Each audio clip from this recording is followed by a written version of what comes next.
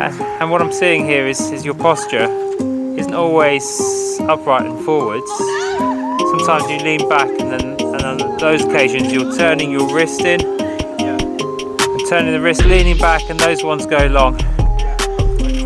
The reason why you're leaning back and turning your wrist in is because you're late and you're trying to contact it in line with your body instead of out in front of you.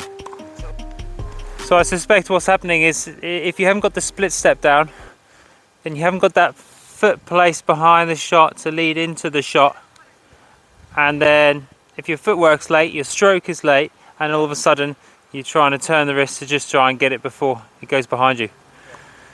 So you've got to get the split step down each time. Get your racket prepared. It's the first thing that happens off the split step. Move to the ball, hit your stroke, and keep that wrist relaxed and hit that ball in front of you.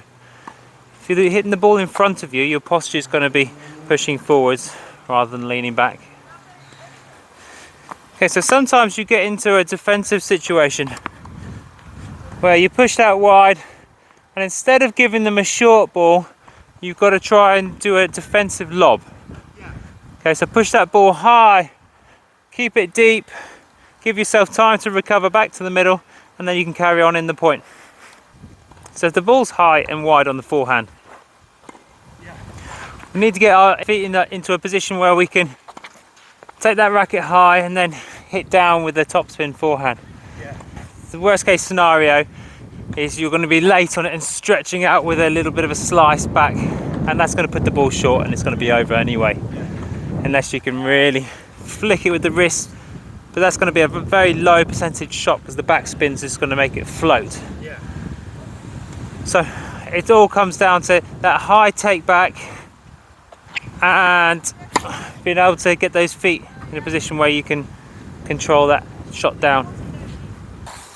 So ideally what I'm looking for is every stroke looks the same or very similar, and you're just moving your feet into a position where you can hit the same stroke every time.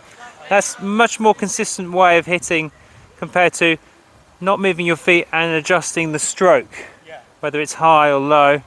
So get your feet into a position where it's always at the same height. Do that comfortable stroke that you're consistent with.